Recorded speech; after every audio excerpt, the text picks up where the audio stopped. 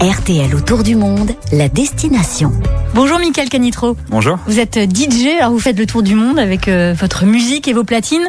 Mais c'est au Brésil notamment que vous avez pas mal de succès et vous connaissez bien Rio. Première impression, c'est quoi ? Déjà, c'est une ville absolument magique avec une lumière incroyable et c'est vrai que c'est la lumière d'abord qui qui impressionne. C'est la lumière qui impressionne et c'est finalement cette ville coincée entre la mer et puis en même temps les montagnes qui est absolument incroyable. Et c'est vrai que quand on est là-bas, on a vraiment ce sentiment de magie en fait. C'est le premier mot qui m'est apparu.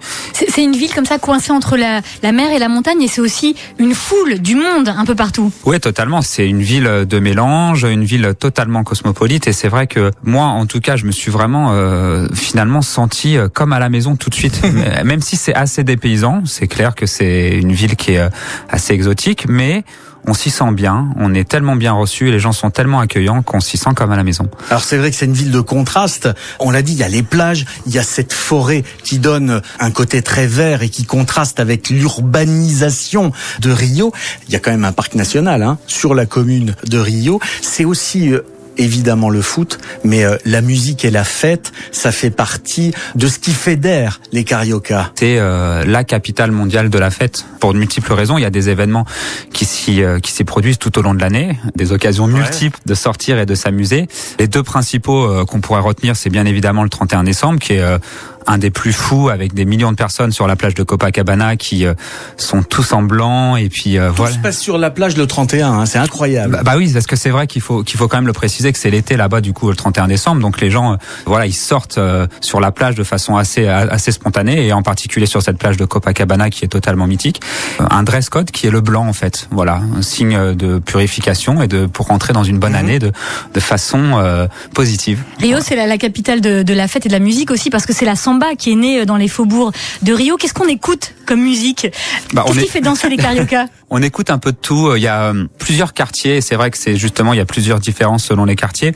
Le quartier d'Ipanema et Leblon, qui est un peu le quartier, on va dire, un peu huppé. C'est là où il y a toutes les discothèques, les bars, les clubs un peu branchés, où finalement la jeunesse dorée de Rio sort, mais aussi tous les gens, les touristes, les expatriés qui sont là-bas. Et puis après, si on veut par contre vraiment rentrer dans le Rio un peu plus traditionnel, qui nous fait aussi rêver et qui nous donne envie d'aller là-bas, c'est plutôt le quartier de Lapa, avec en fait plein de clubs qui sont plutôt des clubs concerts, avec des groupes qui jouent en live, et là on peut danser la samba toute la nuit avec une musique incroyable et puis un public surtout qui est extrêmement chaud, et en particulier un club qui s'appelle Carioca d'Agema, qui est le club de Lapa vraiment qui est réputé pour être le meilleur club concert de samba au monde. Donc c'est incroyable, et si vous avez à Rio, il faut voir cet endroit effectivement. Le quartier de Lapa est totalement hallucinant parce que c'est un enchevêtrement de ruelles un peu délabrées où se côtoient effectivement les riches, les pauvres, les artistes, les musiciens. Tout le monde vient là-bas. Il y a les bars débordent dans la rue, les maisons sont pleines de couleurs, il y a plein de petits escaliers dans tous les sens. C'est incroyable comme quartier, et dès que la nuit tombe, c'est la fête pratiquement toute la nuit. On parle beaucoup de la nuit, mais le jour, c'est intéressant, Rio ? Bien sûr. Parce que moi, je suis plutôt une fille du jour, donc je m'intéresse au jour. Le jour, ça se place aussi principalement sur la plage. C'est vraiment le centre névralgique de la ville. Même peut-être encore plus que la nuit, en fait. Que on y fait quoi sur la plage ? On boit du lait de coco, on bronze forcément. Il paraît que les Cariocas se baignent pas beaucoup, que ça regarde beaucoup, ça se balade au bord de la plage, mais comme la mer est un peu agitée... Ça se baigne beaucoup, mais ça fait surtout du sport, en fait. D'accord. Voilà. Du volley, du foot, bien évidemment, et puis beaucoup de jogging et de vélo aussi. C'est une ville aussi qui m'a surpris par rapport à ça, c'est que les gens vraiment ont cette culture du sport, et à partir de 5h, 6h, on voit quasiment tout le monde faire du sport sur le bord de la plage. On imagine difficilement ça sur les Champs-Élysées. C'est vrai que quand on parle du Brésil, on parle beaucoup d'insécurité. Rio, la nuit, c'est dangereux ou pas ? Je peux me promener avec mon sac à main, je risque rien ? Il y a des règles à respecter, effectivement, de pas forcément montrer de signes extérieurs de richesse, etc. Et puis surtout d'être dans les quartiers où il faut être, ceux qu'on a cités. Ça peut aller de Lapa jusqu'à Ipanema, Copacabana, etc. Et moi, je me suis jamais senti en insécurité dans cette ville. Toi qui y vas régulièrement depuis quelques années, est-ce que la ville est en train de changer avec la Coupe du Monde qui arrive et avec les Jeux Olympiques qui arrivent derrière ?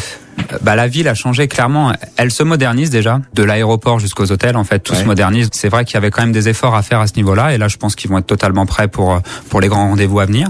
Et puis aussi en termes de sécurité, on en a parlé un petit peu, mais je pense que ça s'est vraiment amélioré. Et puis il y a même maintenant des favelas qu'on peut visiter, où on peut aller façon assez tranquille finalement, chose qu'on ne pouvait pas envisager il y a quelques années. Merci Mickaël. On est mignons. Vous partez mixer dans le sud du Brésil à Florianopolis le 31 décembre prochain. C'est le Saint-Tropez brésilien. C'est l'endroit où il faut être si on est branché au Brésil. Et puis nous, dans RTL Autour du Monde, nous aurons l'occasion de reparler du Brésil, n'est-ce pas Jean-Sébastien ? Mais évidemment, ne serait-ce qu'au mois de juin, pour le coup d'envoi de cette Coupe du Monde au pays du football, Coupe du Monde du foot au pays du foot, parce que là-bas c'est une vraie religion. Ça commencera le 12 juin. Occasion à cette époque-là de découvrir Rio, Sao Paulo, Brasilia, Salvador, Recife, Natal et Manaus, puisque ce seront des villes qui accueilleront la Coupe du Monde. Imaginez le groupe qui va jouer à Manaus, en plein milieu de l'Amazonie. Ça va être un peu une ambiance Fitzcarraldo, je trouve. Allez, je vais calmer un peu vos ardeurs. On va partir à Berlin.